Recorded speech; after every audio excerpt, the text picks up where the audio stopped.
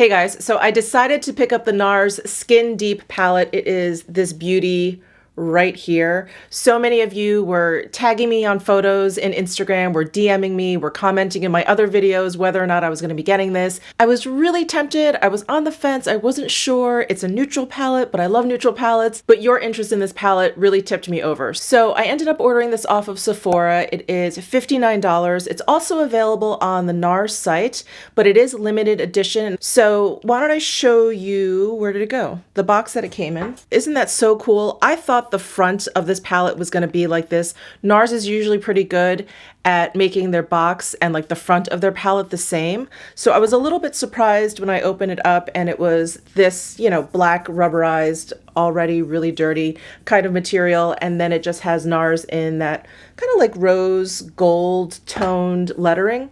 So this is really pretty. It's super sleek. It's so like modern looking, but I was a little sad not to see like this finish on the cover. Anyway, very, very minor. So inside, you're going to find 12 different eyeshadows. Here's a close look at the palette. When I first saw preview pics of this on Instagram, online, I thought this was like a face palette. I thought these 4 products up here were cheek products, like highlight, bronzer, and contour. And you could probably use them that way, but they are marketing this as an eyeshadow palette with 12 eyeshadows. So here's some swatches of all 12 shades. First, we have Taunt, which is a matte cream. Sophia, which is a matte rich cool brown, and that color you can buy individually from NARS. Whipped, which is a matte warm brown. Undressed, which is a matte taupe brown. And then next we have Bali, which is a matte deep neutral taupe, and that you can also purchase individually from NARS. Icon, which is a shimmering rosy gold. Basic Instinct, which is a shimmery icy rose. Coconut Grove, which is a matte deep brown, and that is another one that you can purchase individually from NARS. Then we have Centerfold, which is a shimmering gray beige. Calendar Girl, which is a shimmering golden brown. Faster Pussycat, which is a metallic copper. And then lastly, we have Unbuttoned, which is a shimmering deep brown.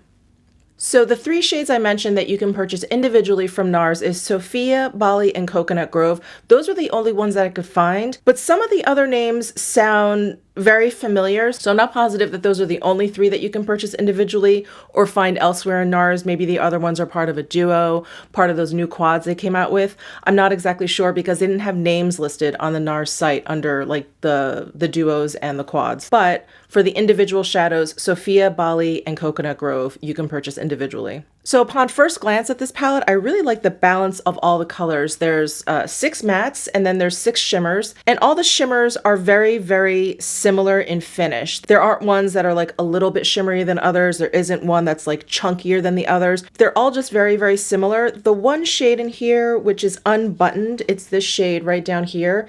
I see that it has teeny tiny micro glitters in there. I'm doubtful that that's even going to like transfer onto your lid. I think it really will appear like the other 5 shimmering colors in here, but I'm excited to jump in and play around with this. So why don't we go ahead and get started? I'm going to use this Undressed shade here. Oh, you know what? You know what I'm going to do? I'm going to use my NARS Tinted Smudge Proof eyeshadow base on one eye. I just want to see if it makes any difference to the application of these shadows. Oh, and I forgot to mention, I have foundation, concealer, and powder down, but I don't have any other products down, like no face products or anything. So if I look a little peaked, that is why. All right, so we have eyeshadow base down on this eye, none on this eye.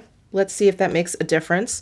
I am gonna go in with my Sonia G Blender Pro Brush. I'm gonna go into this Undressed shade, which is this cooler tone matte shade up here. And do as I normally do, just start on the outer corner and then bring it into the crease area. Pretty, that is a really nice cool tone transition shade. Sometimes shadows, when I apply them, they'll warm up a little bit. I guess, I don't know if it's the chemistry of my skin, I don't know if it's the tone of my skin, and it just kind of like makes the shadow appear a little bit warmer. But I do find if I feel like a shadow looks neutral in the pan, it will look a little bit warmer on my lid. But this one I feel like is cool enough that it kind of like holds its ground. So I think I spoke too soon. I don't know if you guys can see it through the camera. This eye is looking a little bit warmer. This one is looking a little bit cooler. I think this is the eyeshadow base. That's kind of helping the color stay true. This is going right on top of my lid. And I don't know if you can see that, like right along the edge, it starts to look really, really warm. I feel like the bulk of the shadow looks pretty cool, but just along the edge here, I feel like when I start blending it out, it has like almost like an orangey tint to it. And I don't really get that here on the eye with the eyeshadow base. There's a lot of weird disclaimers in this video, I apologize, but I have this like weird eczema patch here, and it probably looks like I didn't blend my shadow out properly, but the texture of my skin here is like completely different, and it's just like shadow is just not sticking there. So just ignore this like weird white like streak you see there. That's eczema. Well, so far I think the shadows are performing as I expected. They're pigmented, they blend out really well. Let's try one of these shimmery shades. I really want to try this silvery one, but of course this one is catching my eye. I wish I could like real time have you guys like vote for like which one you guys would want to see, but I don't think we can do that yet on YouTube. YouTube, if you're listening, that would be a great addition. So I think what I'm going to try is this on the inner portion of my lid and then this on like the center part of my lid. We'll try that. We'll see how that goes. So I'm going to take a flat shader. This is my Trish McAvoy number 19. It's called The Small Laydown. It sounds like a Netflix show. And I'm going to concentrate that on the inner part of my lid. Really beautiful shimmer there. So I'm on the NARS site and it looks like you can use these shadows wet or dry. So I like the level of like metallic in these eyeshadows as is, but I do want to see if I can amp it up by wetting my brush. I suspect yes, that's usually what happens, but I want to give it a shot. So I'm going to grab my MAC Fix Plus and then go into that shadow wet.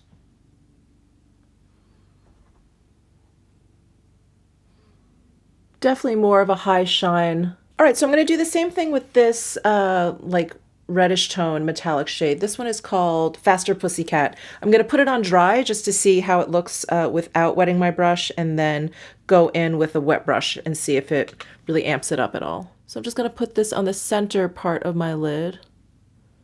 Ooh, pretty.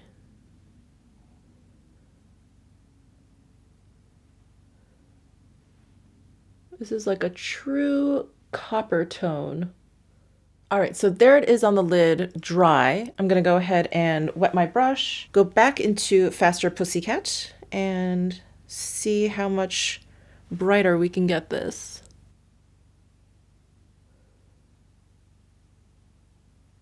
Yeah, it looks much, much brighter wet than it does just dry. So let me do the same thing to the other eye.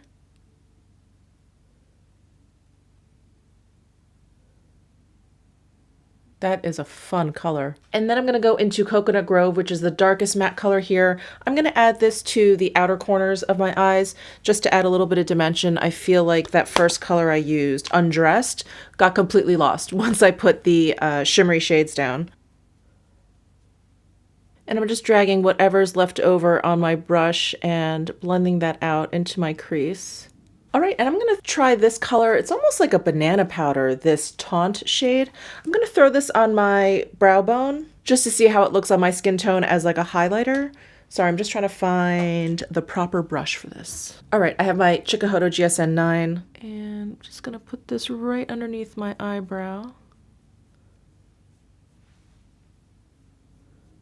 It does do a little bit. The shadow is actually pigmented enough that I feel like there's a little bit of coverage there even. So that looks nice. I'm actually surprised that I could even see it on my skin tone. And then I actually want to try lining my lower lash line with this shade. I always use like the darkest matte shade that's in the palette to line my eyes, but I want to try something a little bit different.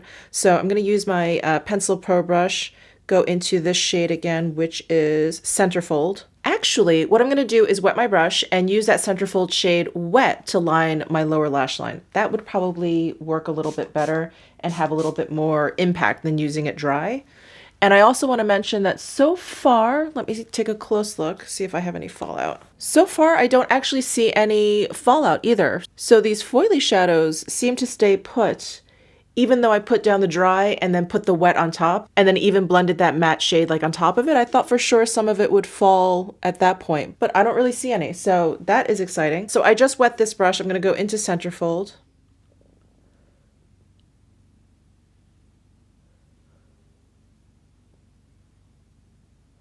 Ooh, so there is the centerfold shade on my lower lash line. I really like that. I think at some angles it looks a little bit darker than it does in the pan, like it has a pretty deep base. And then in some lights it's reflecting the silver. So that's really cool. All right, so I'm really happy using that shade on my lower lash line. I'm gonna go off camera, finish up the rest of my eye look. I think I'm gonna tightline just with like an eyeliner and put on some mascara. So I'll be right back. All right, so I just finished up my eye look. I actually used an eyeliner that I completely forgot I had, but it is from NARS, and it is the Larger Than Life Longwear Eyeliner in Via Appia, and it's like this metallic brown color. It's really pretty. Anyway, I'm glad I kind of dug it out of my collection, but I'll link to everything I have on my face down below in the description box as I usually do. So what I wanted to try was use these on my face.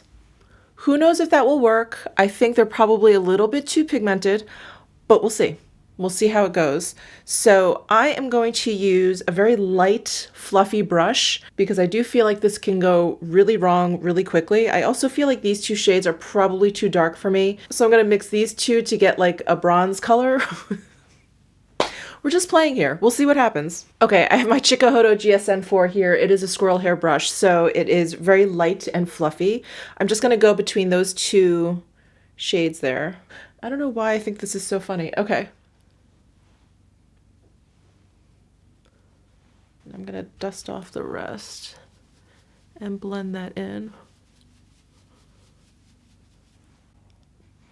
Okay. It's definitely like a red-based kind of brown. Not bad though. A lot better than what I thought it was gonna be. I'm gonna go just right into this taunt color and see if this works as a highlight on my cheek. Not really. There's no sheen to that powder, so it would really just kind of have like a brightening effect, but I don't really think it's doing that. I don't see much of a difference. It just looks like I put some powder there. All right, on this side, I really want to try this shade here and use it as a contour. I really want to see if that works. So again, I'm going to use this Giorgio GSN4 brush. I'm just going to go into this shade. I'm not going to mix it with the highlight and tap some on.